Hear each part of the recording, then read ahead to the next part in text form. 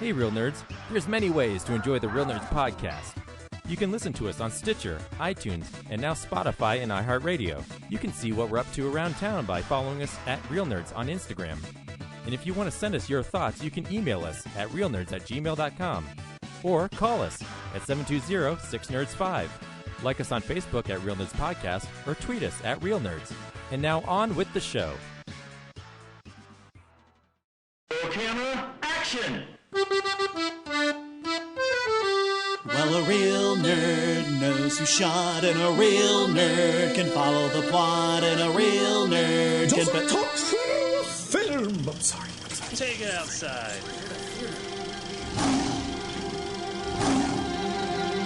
Well, a real nerd knows who shot, and a real nerd can follow the plot, and a real nerd will give it all they got. Lights, camera, action. Real nerds. This is Real Nerds Podcast.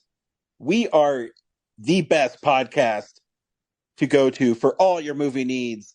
I am Ryan, and joining me is the OG Real Nerd, Brad. What's up? I'm back, as always, every week. Yep. I know, it's been only you and I for the last, 4 weeks? Yeah, something like that. Yeah, Maybe that's why 5. the show's been so great.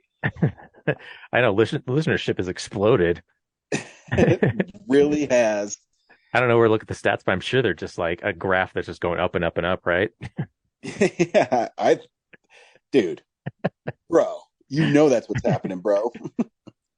The best of the best, bro. The best of the best.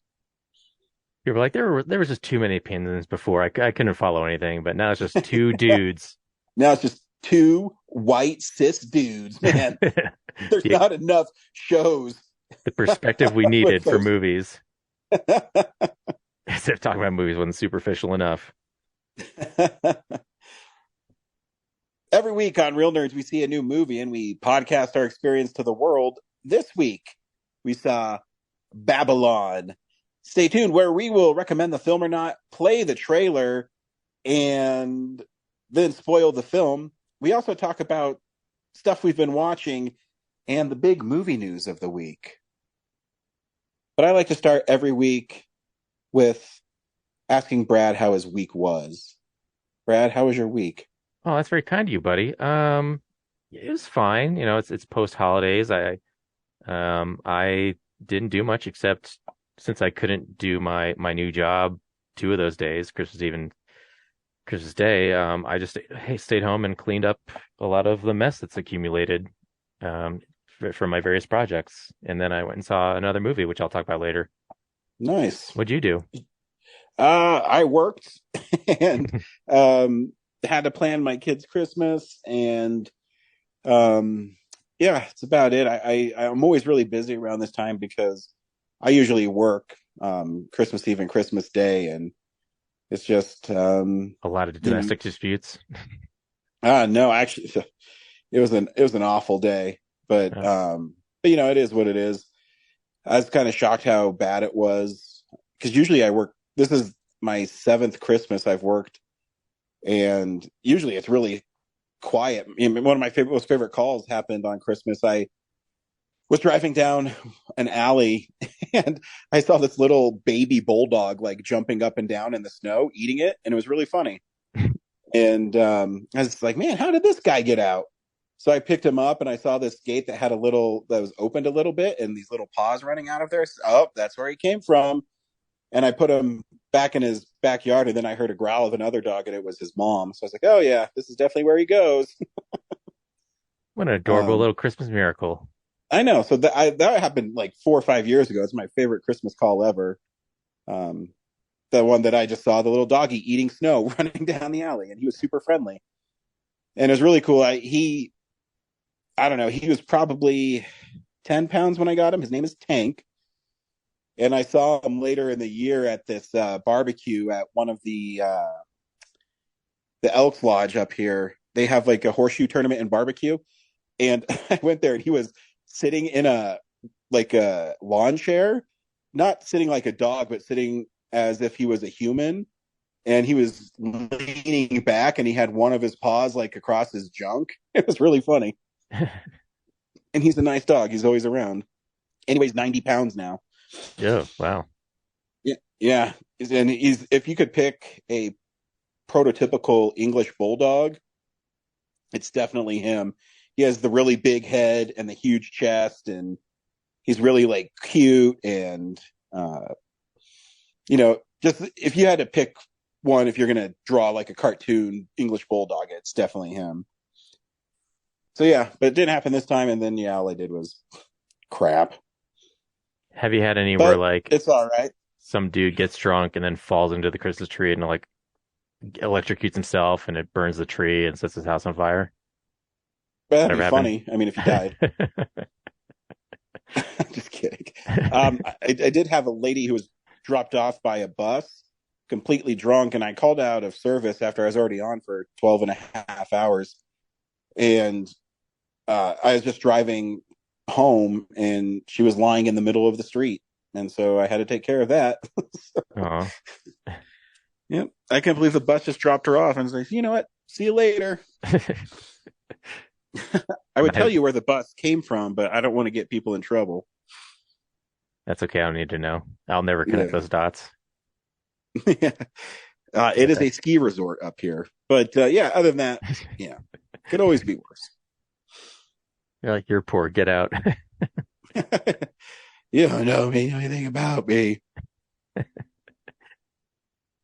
But getting ready for the end of the year, getting our film explosion list together, which is we're recording January 8th, and we're going to do something new that you came up with, Brad. Why don't you tell our listeners our new little thing we're doing for Film Explosion? Yeah, so just among us, I decided that, it's been 11 years. We should have a good sense of what everyone's taste in Film Explosion lists could possibly be. So I figured it might be fun to test that by playing a little game where each of us will guess the other nerds' lists, like pick 3 movies that they think will be on each of those lists, and then guess where they might rank within that list. And if you get it right on the money, you get 3 points. And if you're within 1 or 2, like right movie, but wrong rank by 1 or 2, then you get 1 point. And then if you're just off, then you'll get no points. So are we doing this before we start the list, or if, let's say, it gets to me and I say, and my number 10 movie is, and someone says, stop, your number 10 movie is going to be fucking Morbius. I was going to ask you how to do that, because like in my head, I thought maybe we should just go around before we read any of the lists and say like, okay, I'm Brad. Here's what I guess Ryan's 3 are. Here's what I guess Zach's 3 are. And everyone just keeps their mouth shut. So we just write it down. And then as we go through the evening, then we check it against what we wrote down and then say like, oh, Brad and James got it. When Zach's number 5 comes up or whatever. Obviously, I don't want to jinx us either, but there is a rumor going around that the other original Real Nerd, James Hart, will be on this Film Explosion after a 2-year absence. He better show up, because he told me to put his list on the DVD. So if it's not there, is he going to actually be there? Or is he going to be on Zoom? He's going to be on Zoom, as far as I know. I mean, I can't wait. Do we know what time we're doing this at yet? I assume the evening, right? Yeah, I was just curious. I don't know. Yeah. Probably, the evening's best, I think, unless you want to get up early and go down to the Bug. I mean, I will. It's a Sunday, right? Yeah. I don't mind. I get up early anyways, dude. I have a freaking 8-year-old kid. I mean, I think I'd rather do some shopping for my job and then go to the Bug, because the worst shops are the end of the night. So that would be my choice, if that's cool. Well, just tell me. Give me I time don't to want set to do up. it like at 9 p.m., but if you want to do it like at 5, I'm down. Yeah, like 5 or 6 or something. Yeah. But I guess it will take Cool. longer if we have James and Corinne. Yeah, and remember, James is an hour ahead of us, so. Oh shit! Yeah. Oh, see, I already blew it. Yep. I just got fired from the radio. Look at that. Yep. Oh, You are not welcome back by the FCC. do you think they're on a delay? I Oh, think just cut it yeah, out. I'm sure they are. But Um, yeah, so you're just gonna have to watch your fucking mouth, dude. yeah, we'll work it out. But yeah, it's because Guess we should ask James what time works for him. yeah, I guess this whole thing was to revolve around his schedule now, I guess. Little prima Yep. donna. But yeah, and obviously because I take all your lists, I have to make my guesses before those even come in. So I will do that probably tonight. And then, I think you should send me the list. I will. Just because I don't want any shenanigans from you. You're a shenanigan-y. I know Is that a you word? can't trust me. I'm deceiving people left and right. I know. I mean, So isn't that your supervillain name, the Deceiver? yeah, yep. No comment. Yeah, so that should be a fun little addition to our program. So Yeah, I'm that'd be fun. excited. Like I'm pretty confident I know what most people's number ones are, but it's also not a Spider-Man year, so I don't have a complete hold on what you've got. But I think I have a pretty good idea of what people's are, but the real question is where they rank. Yeah, I'm actually going back and forth on my list. So I always do a private list on Letterboxd throughout the year, and every movie I like, I put on that list. And this year, this week, I went back and checked. I had 14, so I need to get rid of 4 of them, and then settle in on a ranking, and then go from there. I'm conflicted about how if I want to like I have enough movies to make a 10 that I'm pretty okay with, but also, I usually throw my own movies on there so that I can make my 9 and 10 an easier decision. But Yeah. like I said, there's too many that I want to put on the list that I don't know if I should do that this time. Yeah. Yeah, I think my top 3 are pretty locked, but the rest of them, we'll see. Yeah, my 1 through 5 set.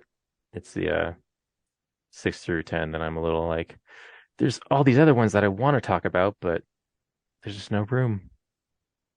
Yep. But whatever I do decide, I'm going to do a supplemental list, like article later saying like, here's all the other ones, these didn't make my top 10, but they're cool things that I think everyone should see. Yeah. So I'll figure it out that way. Sure. Yeah. Awesome. Well, lots to look forward to the next couple weeks. This week, we went back to 1926 in Hollywood when it was full of crazy parties and things like that. Brad, do you recommend Babylon? I'm somewhere in the middle. I'm not sure what I was supposed to get out of it. I think if you're an old Hollywood nerd, wink, wink, you'll probably love it. It's not a documentary, so I've been seeing people complaining about its accuracy to that period, but also I understood there was a dramatization, and so the heightened reality of a lot of things going on was a lot of fun to me. And I did enjoy it. It's very episodic in what goes on, and so all the little on-set shenanigans, which I'll talk about in more detail. Like I appreciate that a lot. That was a lot of fun, as someone who has been on set for things and seen these problems. So, but yeah, then the last, the end of it was very questionable, artistically. So yeah, I think if you're a risk taker, I think it's a movie you might enjoy. But if you're put off by raunchiness and sinful debauchery, I think you might tune out in the first 5 minutes.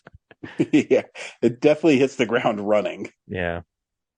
Ryan. I think you and I are in the same boat. I really like the performances. I thought for the most part the film was really dynamic. At the same time, I did feel that it was a little masturbatory on the runtime. Not that it ever really dragged, but it didn't. I don't think it needed to be 3 hours long. And yeah, the ending was a little extra.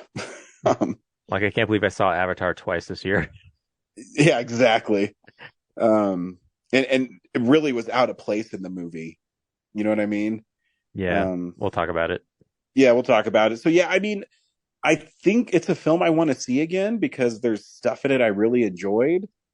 But I don't know when I want to see it again.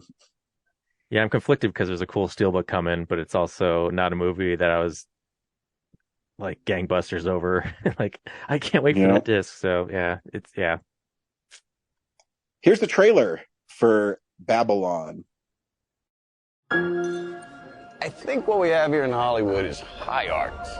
It's Party time! Sparkle time! If you could go anywhere in the whole world, where would you go?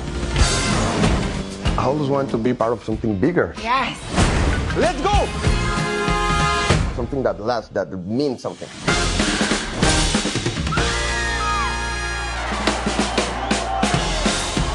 You know, when I first moved to LA, I got your face tattooed on my back. you know what the signs on all the doors read? No actors or dogs allowed. I changed that. Morning. Good job for you. I'll do anything. That's the jackass they sent to screw us. This bitch is stealing the scene right from Mimi. She's icing her nipples so they perk up through her dress. I ain't icing my nipples. This is natural. Where do you say we come in for my close-up now?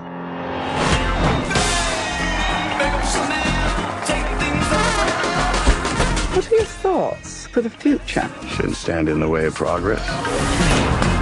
This is gonna be what it's gonna be. Here's the twist. Whoa! The girl seems nice. She is.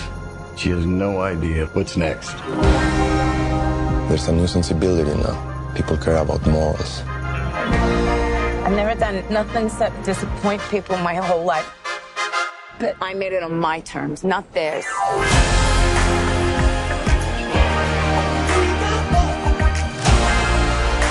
We are gonna be more than they ever bargained for. What I do means something. It's bigger than you.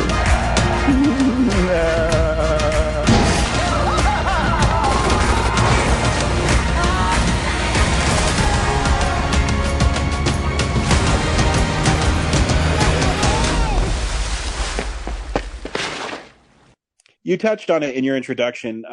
Babylon is an episodic 3-hour epic about the early days of the talking pictures in Hollywood, which that story has been done a lot in movies. Holy shit, this year alone. Yeah. I mean, they reference it in Singing in the Rain, and that's even in the film as well. And it follows the career. It starts with a young man named Manuel, who is, I mean, do you know what his job is at the party at the beginning? He just helps. He was just a elephant wrangler, and so I guess. But it seems like he had something else at the party though too. Yeah, because Flea already knew him. So yeah, and they told him to help with getting the woman who OD'd, out of the party. But anyways, his name's Manuel, and Margot Robbie literally crashes on the scene in a car, and she just wants to be a star, so he gets her into the party, where she's discovered because the one girl who OD'd is supposed to be on a movie set in the morning, so they pick her instead. And we also meet Brad Pitt, who is transitioning from a silent movie star to a talkie movie star, which was also done in The Artist. And he buddies up with Manuel. Yeah, and Manuel kind of just falls into being kind of like his valet or assistant. It's Gopher. Yeah, that Gopher. That's a good word because he just does errands for him. Yeah. But he quickly proves his worth by being working through problems in ingenious ways. You know, trying to rent a camera, and I guess he steals an ambulance to get it back to the movie set. Margot Robbie's Nellie is in this little short that they used to put in before movies. And she's so tantalizing in it that she starts upstaging everybody else and she rockets to stardom.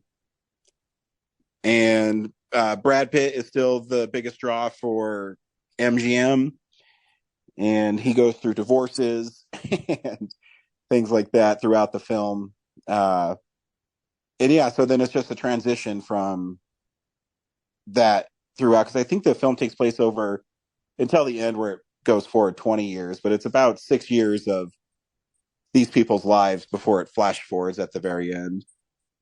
Yeah, it juxtaposes the freedom of filmmaking before talkies came into being, where there's very little oversight. I mean, in the war scene in that first filming thing, like Yeah. a dude gets impaled with a spear, and they just like And there's casually literally brush it dudes off. who are hurt. Like it looks like a real battle scene afterwards. Yeah, like no consideration for set safety. And there's no like hangar that they're filming. Like it's all these makeshift sets built out in a field, all kind Yeah, I of wonder next if to that's each how other. it really was. I have no idea. Yeah, I don't know what liberties this thing's real. Like I don't know that much about old Hollywood specifically, but I'd like to think that's the way it did. But yeah, it's a very like ramshackle enterprise. And then Yeah, once talkies hit, there's this great scene where they're just trying to get one line done with Margot Robbie, and just Oh yeah, that scene's awesome. all the details, like the 27 takes of they're trying to hit your mark, and people are sweating and lights and just trying not to get background sound. And as a filmmaker, I could feel the frustration of like, man, just adding sound made everything so much more complicated, didn't it? Yeah, you know, I did like the lady who played the director in that, Mhm. because she's really great in that scene, where she's trying to accommodate, which I know you probably relate to, the actors, the sound, the blocking, you know, everything that's happening. Yeah, and I never have a first AD, so that one guy who's just shouting at everybody, trying to get everything to work, like that's so unpleasant. But that's what they do, is they let the director worry about the craft, and they keep everyone on schedule.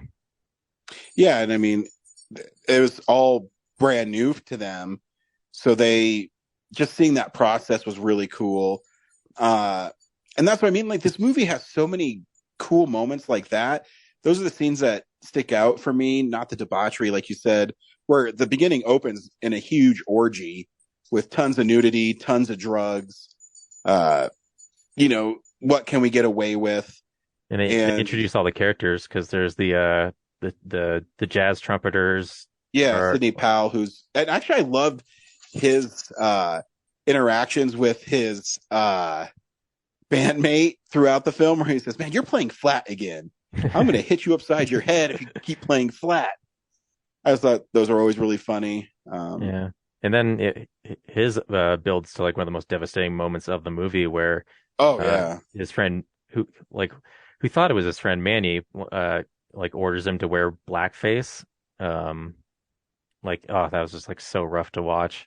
It was, and that's where you know, you really liked Manny at the beginning of the movie, but as Hollywood changed, his character changed. Yeah. Because, you know, before he was saying that, you know, I'm from Mexico, but in that party he was saying he was from Spain because it's more exotic, and it was interesting how Hollywood was before, and then they kind of started, you know, classing it up, and Margot Robbie's Nellie didn't fit in, and that scene of her at the party was pretty great.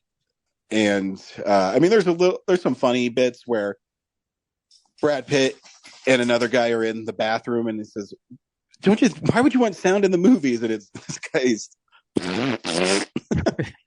I know there's like way more shitting and vomiting than I expected out of this movie. Yeah, and it's but like I said, all the performances are really great. I think the director, all his films have a great cadence to them. You know what I mean? They beat and they move really well, and yeah, I mean it's shot really well. There's just some character choices that I didn't like. I don't like that Brad Pitt's character commits suicide at the end. Yeah, it was a bummer. It seems kind of out of character for him. I think any other movie would have, he would have, put his ego aside and finally just tried to learn how to be a good actor instead. Yeah. But yeah, overall, the performance is great, and the cinematography and editing are all great. But I was constantly wondering, where are we going with this? Is this going to be like a chronological retelling of just these episodic things, or is there's a greater purpose? And then you get to the end, and I really felt like Damien Chazelle didn't know how he wanted to end the movie, so he just threw a bunch of stuff at the end. Yeah, because even they have the part with Tobey Maguire, and I knew he was in the movie, and I was watching. I was like, man, this movie's been on a long time, and he's not in it yet. I know. Same. Which is he crime lord or something? Yeah. Or is he the devil that's taking him into lower depths of hell? I think there's some symbolism to that for sure, but yeah, I think he was just like a LA crime boss. Not like the traditional mob sense, but just in the seedy underbelly sense, and he's connected to ways to get money and kill people, and I think it was showing Manny's descent into like here's the problem with you constantly coming to Nellie's aid. Yeah, because she owes the mob $85,000 because she's a big gambler. Yeah, and I did like the twist of how his friend got it. Yeah, which was Rory Scovel, he got by the it way, from the prop guy. It's literal prop money. Yeah. The reveal of how Tobey Maguire's character found out what it was, I thought was kind of lame. And then he was pissed, and then Manny killed Ethan Suplee. Yeah, his bodyguard or something, but it didn't seem like Toby was going to kill anyone. And then they're really bad shots. These guys are running up a narrow hall and they can't shoot them. Yeah. And they shoot they're in that car, and the car got shot a bunch, but they never broke a window, surprisingly. Yep. And then when they escape to the Count's apartment, and then that hitman shows up and executes two of the three of them, and he lets Manny go. I was just not sure why he let Manny go. I don't know either. Maybe because Tobey Maguire's character said he wasn't that bad, even though he killed Ethan Suplee's character. I don't know. He killed the Count's roommate for no good reason either. So I don't. Yeah. Yeah. His roommate just in there eating. He's like, "Fuck this guy." Yeah. It's almost like Chazelle said, well, I need Manny to make it to the end somehow, because I have this montage of what must have been a super expensive footage collection. Yeah, and I didn't get that. I understand the parallels to what you just saw and how it showed up in Singing in the Rain, but then why did I see Terminator 2 and all these other films throughout it? I guess it's trying to say that movies are magic. I don't know. Yeah, this is all this whole 2.5 hour affair you just watched all amounted to all these great things you've enjoyed, and maybe take a peek into old Hollywood to see what I love and have put on the screen, maybe. Yeah, but it also had those weird abstract ink lava lamp things, and it really lost me at that point. Well, that's just the mixing of the creativity, Ryan. Oh yeah. all the all the fluids of uh ingenuity and creativity just coming together to create Avatar and Jaws and Terminator 2 and 2001: A Space Odyssey, and yeah, God. No, I kept on waiting for them to show Spider-Man or something. He didn't show up. Yeah, Marvel probably wouldn't allow their characters to show up in a movie like that. yeah, I didn't. I guess yeah, there weren't any Marvel movies in that montage, but yeah, it was a weird ending. Yeah, like I said, Margot Robbie's really great in it. Um, Brad Pitt's fun. Yeah, and Yep. when Gene Smart is talking to Brad Pitt on how he's going to live forever. Oh, I great go, monologue. Oh, it's a great monologue. It's also the biggest Oscar Beatty monologue I've ever heard in a long time about how magical movies are, where something like The Fabelmans was a little more restrained and saying why movies are magical. Yeah, I pretty on the just nose. read on Entertainment Weekly, they have the Oscar front runners, and Babylon came in at number 3 as movie of the year. So it's definitely getting traction in award season. I mean, Hollywood loves movies about Hollywood, so They do. I think The Fabelmans was actually ahead of it. So yeah. Gosh, what's the other one from this year? It was about movies. There's 3 of them.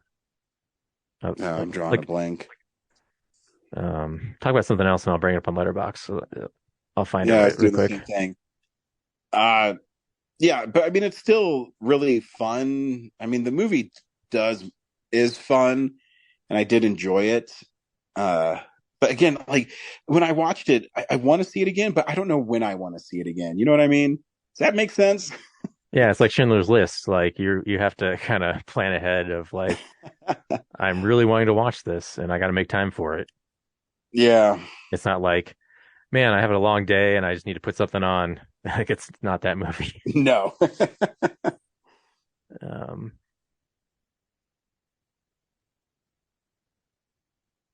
yeah, the Fable. Oh, Empire of Light. That was the other one Oh, I haven't seen that one. That's why.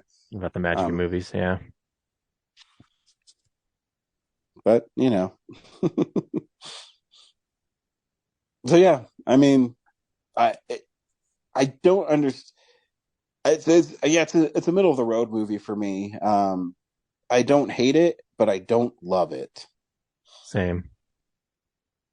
La La Land is much more fun. Yeah, Much easier. I mean, It goes down much easier. even his previous movies, Whiplash, which deals with not a good dude, J.K. Simmons' character. At least that movie's still fun. Yeah, and shorter. Yeah, and then I mean, La La Land's brilliant. And First Man, I haven't watched in a while, First Man is but brilliant too. enjoyed yeah. that too. Which I can't believe that came out like 2 years later. I know. It's pretty I good keep on work. forgetting he made that movie too. Yeah.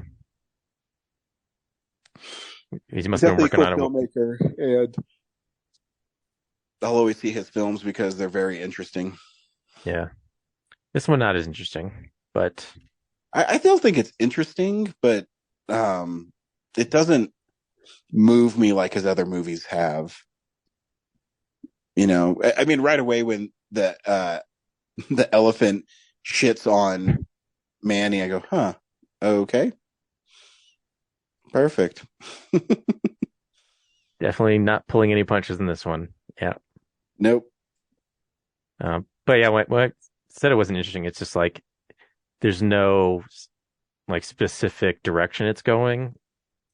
Like it feels like a Robert Altman film where stuff is just happening. Yeah, that's a good analogy for sure. Something akin to Nashville or Shortcuts or something. Exactly. Yeah, I can see that for sure. This is the big news story of the week. It's real news. So the big news story this week is because everyone's pretty much on holiday. is we're gonna dig into the box office because Avatar has crossed $1 billion as of today. And James Cameron said it needs to make $2 billion to be profitable, which is crazy. And the funny thing is people don't know if that's an actual true statement or not. I mean, a movie that takes 10 years to make, probably. Yeah, I mean, I do know they reported the budget at $350 million, which is insane. But even if so, let's say $350 million. I mean, Disney's going to spend what, $200 million promoting it, which just also seems silly. So that's 550. You split I guess that makes sense because you split basically the revenue in half with the theaters. So that means it needs to make 1.1 billion for it to be even. So I guess I'm gonna side with industry analysts where they say 1.4 billion and it'll be profitable. That's even before it gets whatever marketing tie-ins or Blu-ray sales and things like that. Yeah, the last go around, it was the international tickets that put it over that 2 billion mark. It was like 70% of the gross, so which is similar to right now where it's right 69.2% is of that 1 billion is international. So definitely the rest of the world is enjoying Avatar more than America. Yeah, but I mean, obviously it's going to play a long time because I think I was reading that it made $36 million on Christmas Day. But it also didn't have a ton of competition, so there's that. No, none at all. I mean, the biggest competition is Puss in Boots, which I saw as a fun movie.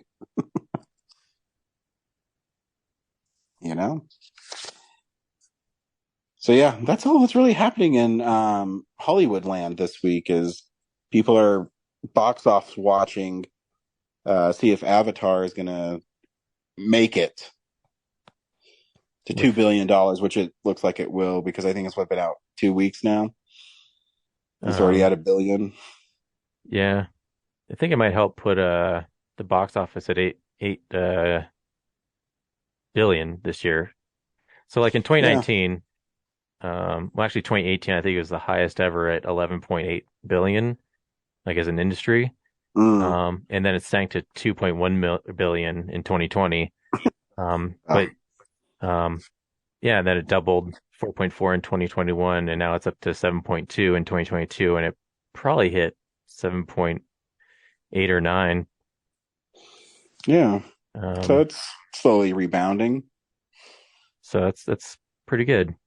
This is something I have to actually pay attention to because I might get asked about it tomorrow when I'm on that show. But yeah, I thought it was a lot lower this year, like 4 or 5. So Hollywood's definitely getting back to where they need, even with the lower attendance. Yeah, well, I still think, and I mean, I harped on it earlier, is, until October, from basically August to October, they really didn't have very many movies come out. And yeah, I just, I think their release calendar needed work this year, but maybe this coming year, it'll be better. Yeah, I mean, we're still we had a blend of new stuff and then also just holdovers where they couldn't figure out how to fit it into 2021 slate. And it just, there's big patches of, you could have put this here and instead of putting it elsewhere and competing with these other movies early on. And yeah, it definitely should have held stuff for the later in the year. And I honestly think that studios are kind of, now realizing that streaming isn't a good way to go. They're not making as much money. It costs a lot of money. And I mean, you can look at stuff like HBO Max that is already, taking their own shows off the air because they don't want to pay the actors residuals when people stream them. Yep. So it's an interesting thing. And I was reading an article where they're actually predicting. I mean, physical media will never get as high as it used to be, but they're thinking it's slowly making a comeback. With the collector's editions and how popular vinyl is right now, and people actually want that in their homes because you and I have been beating this drum for years where you can lose things in streaming and they might not always be available. And that's why one of the biggest reasons I do physical, and I also like the cover art and box art and things like that.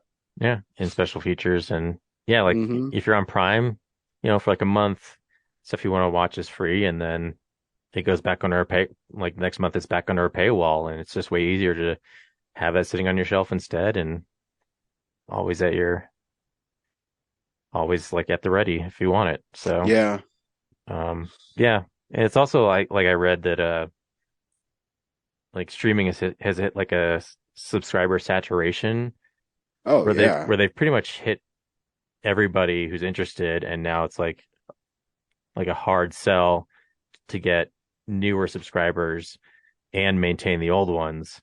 And there's so many options now and so much competition that, it's expensive to have this many new shows constantly in development.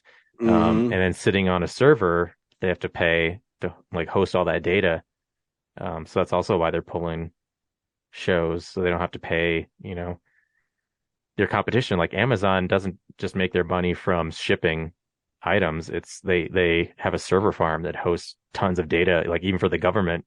Yeah. So, Warner Brothers doesn't want to pay their competition to host their shows. Yeah. And because it's the model. I always wondered how you can make it successful. You know what I mean? Because you can tell me that a lot of people are watching, because it just came out, Glass Onion, but Netflix paid what, $400 million for 2 of them. So how do they make money off of it? You know what I mean? Because how many people go, man, I got to subscribe to Netflix so I can watch Glass Onion. But then you're only getting $7 to $15 a month. So I don't know. I don't. Well, the business model doesn't seem to be that strong, and that's one of the things I do know that the old CEO of Disney, Chapek, focused so heavily on Disney Plus, which Disney is pretty successful in their streaming. But I know Bob Iger is going to focus again on their home video market, because I read an article where he thought it was really lacking with their new movies and things like that. So, they've only put like the 90s and like a little bit of the 2000s Disney classics out in 4K. Yeah, exactly. And I mean, they have such an expansive library. And I mean, I know you remember the when they'd go back to the vault. That's why you had to get, Pinocchio right away or Snow White. And now it's, when you make it on streaming, you kind of lose that allure or the mystique of those films. Yeah, there's no longer urgency because it's generally always there. Yeah, but that's unique to Disney because they're obviously not going to, their catalog's already pretty limited, so they're not just going to like do a vault thing with the Disney classics. Yeah. Yeah. I had another point I was going to make. I totally forgot it. But anyways, yeah, that's just it'd be interesting how it plays out going forward. Oh, yeah, their solution now is to just do ads within your subscription. So now whatever you do watch, you're just watching TV now.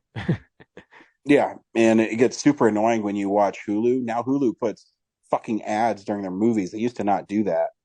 It sucks. Yeah. At least they're like, when I'm watching Peacock, it's maybe one commercial and then back to the show. So that's kind of nice. But still, it's like, I'm paying to subscribe. Like, isn't that enough? Yeah. But apparently not. I guess the subscription should be $30 or whatever. And I'll do my one plea that I do every once in a while.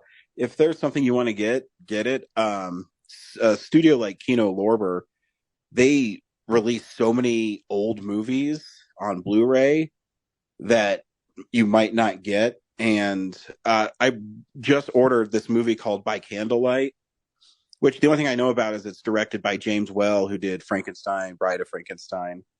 And it's never been available on DVD or Blu-ray. So that's a film that I'm going to buy because I want them to keep doing that with films. I don't want films to be lost, and I want people to experience them. And so make sure that you do support that stuff, because we can't lose things, like Raiders of the Lost Ark or whatever your favorite film might be. Just make sure you support it when it's available. All right, come off the soapbox. Yep, I'm done. This is what we've been watching. So, yeah, this is the stuff we've been watching. Brad, what'd you watch this week? Well, mostly Law and Order reruns. Dumb. The only thing I can really say about that is I'm surprised because I'm in like season 18 right now, 2 away from it ending and then coming back. But I'm just surprised, that's like 2008 or 9, and it's in HD now. And, back in the Dick Van Dyke Show, there'd be the not star characters. They would play different characters in different stories, right? Different episodes. Yeah. They're still doing that in Law and Order. In really? Most egregiously is at the end of season 17. What's his name? Jeremy Sisto. He plays a lawyer for the defendant. And it's the season finale. In season 18, he's back as a new character in the premiere as the new detective, like junior detective. Huh.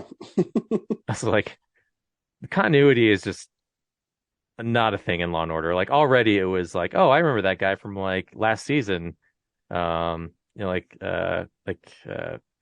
Alexandra Daddario, as a kid, is some kid one, and then 2 seasons later she's some adult in this other plot. And this whole 4 or 5 year run, there's just multiple side characters coming back as different things.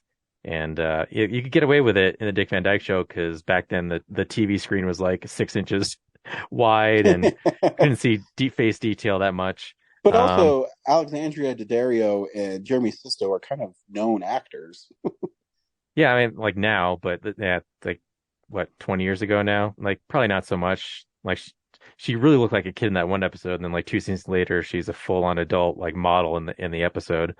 And there's other people Isn't our friend Kirsty in one of those? I don't know if it's a Law and Order. I think it's some other procedural.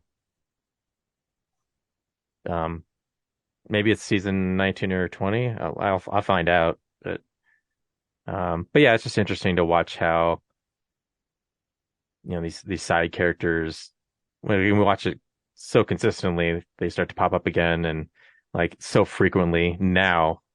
The early 10 and 13 seasons is few and far between. It was all new people, but now even the new detective on the reboot season, he was one of the criminals in season 17.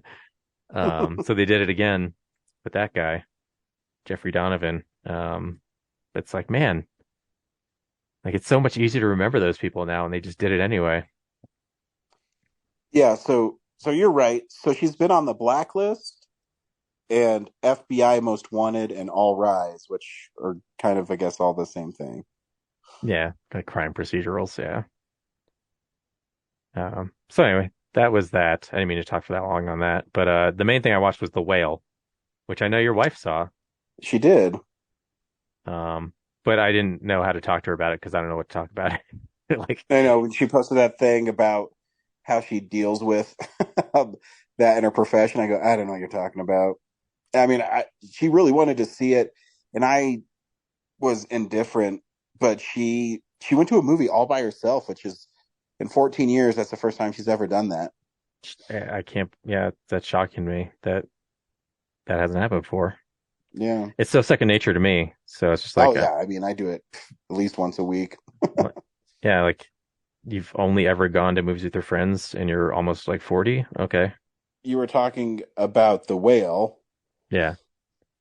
So yeah, the Whale. It's obviously from the trailers. It's Brendan Fraser. He is a very obese man.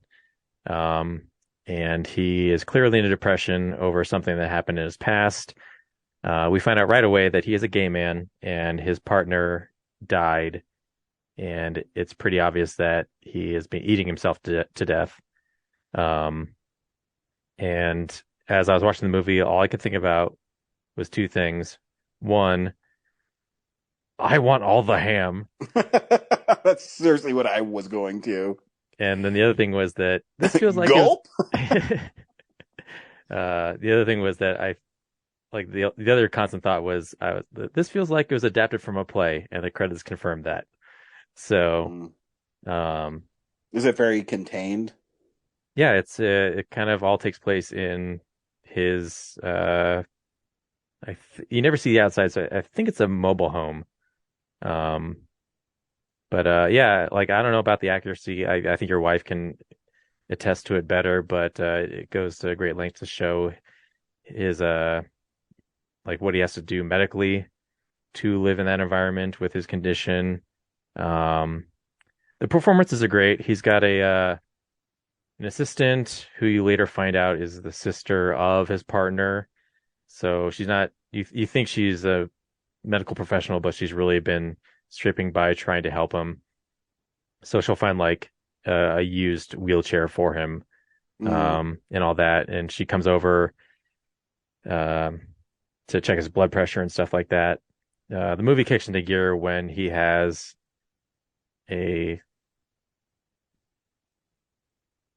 want to say mild heart attack, but I think it's just a heart attack. Like he's on his deathbed, basically.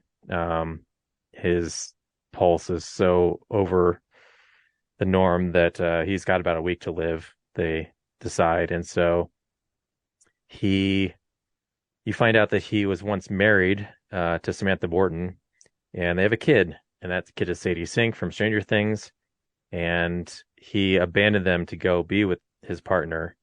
And so he's trying to make amends and bring her back into his life. And he has this essay. He's a college professor who does something in literature, and he's Zoom chatting everyone because he doesn't want everyone to see what he looks like.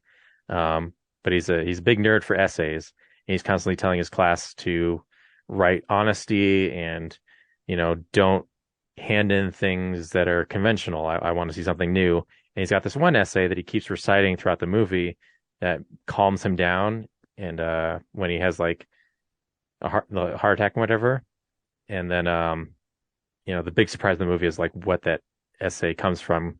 And it's an essay about Moby Dick, but in a very specific angle on it. So yeah, you're just kind of watching him deal with, the last few days of what will probably be his life.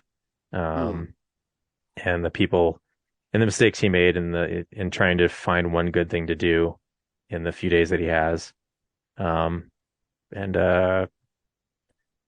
time something doesn't go wrong, he orders a pizza or he has like hidden drawers throughout his house with candy bars and just junk food, constant junk food.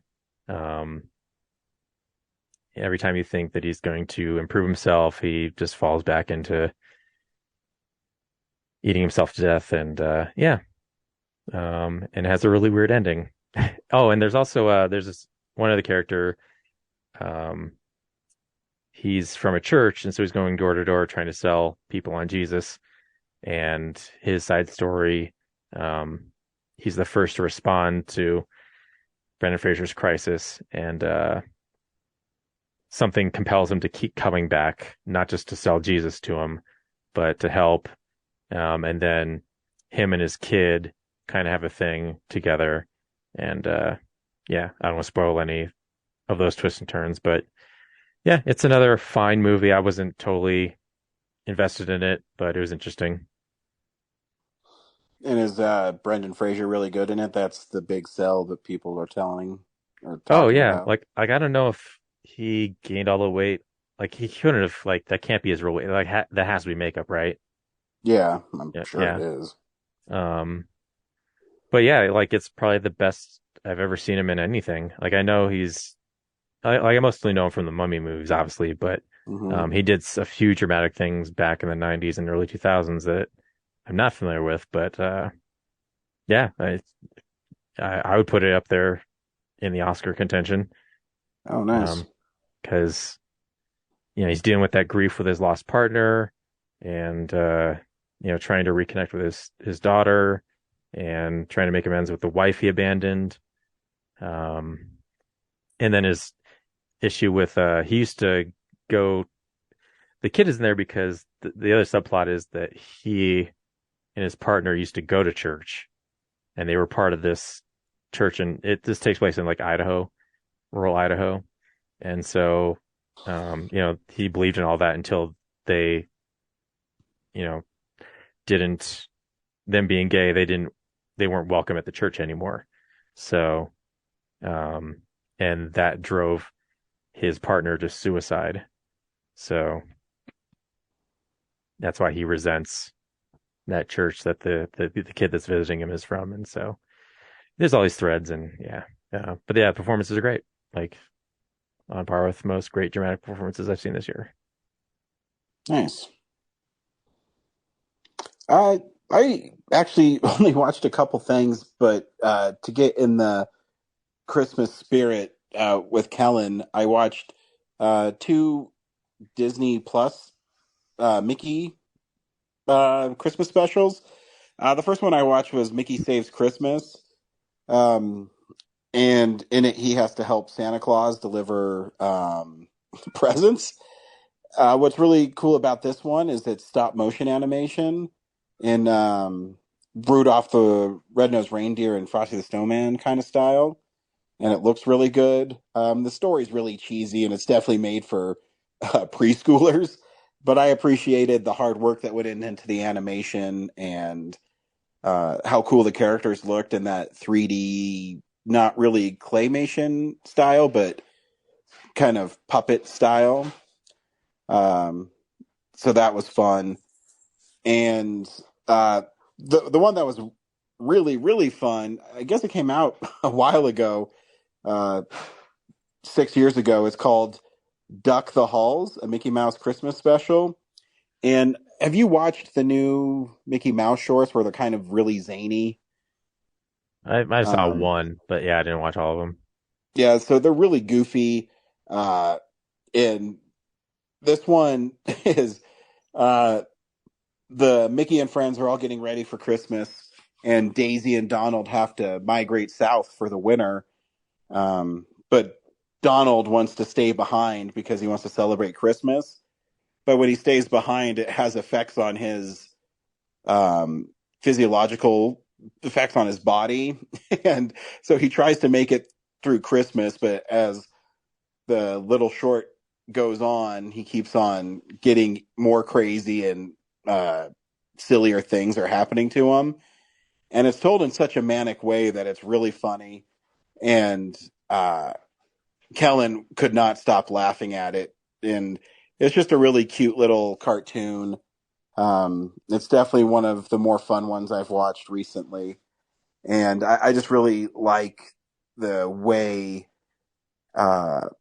Disney has kind of re-embraced Mickey being a goofball and kind of a rascal. And it's really highlighted in this. And it's, classic 2D hand-drawn animation, which I really miss. And yeah, it's just a really fun little thing. I don't know how many people want to watch it after Christmas, but it's still really silly and funny, and you should definitely check it out on Disney Plus. That's all I really watched this week. I did watch Die Hard with Laura. Me too. Yeah, because she wanted to watch an offbeat Christmas movie, and she said Gremlins, but we watch it every year, and I didn't feel like watching Gremlins. So I coaxed her into watching Die Hard, and that movie's obviously really fun. People never mention that Die Hard 2 is also a Christmas movie. It is, and filmed in Denver. Yeah. Old Stapleton. So, yeah. But yeah, that was just a fun one. It's definitely 80s, and it's a good movie just to put on and watch. You know, I've been watching some 80s action movies a lot lately, and I do miss that style of action film where it's one, super buff dude going against terrorists or whomever, and they have the one-liners and things like that. It's just really fun. So yeah, that's all I did. Next week, I don't know what you want to watch. There's nothing coming out in theaters. Well, next week we're doing Filmsplosion. No, next week is a week before Filmsplosion.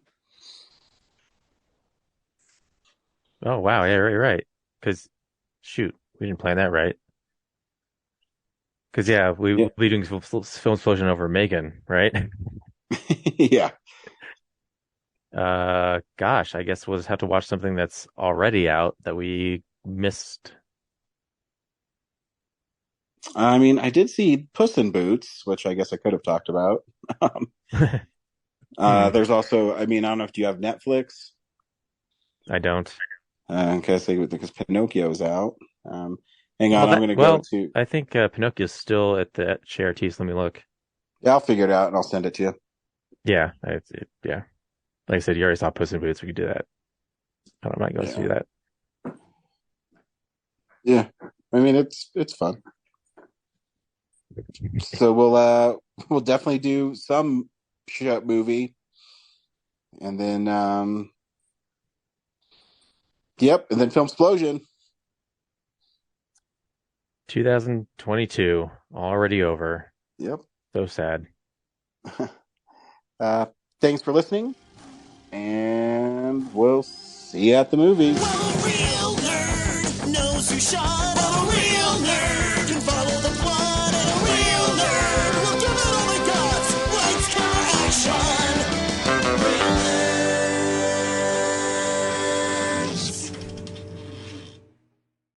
Thanks for listening to Real Nerds Podcast, a Nebulous Visions production. Stream or download episodes, read articles at realnerdspodcast.com.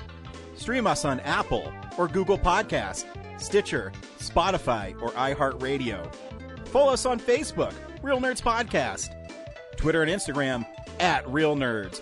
Watch us on YouTube, Real Nerds Podcast. Email us at realnerds@gmail.com.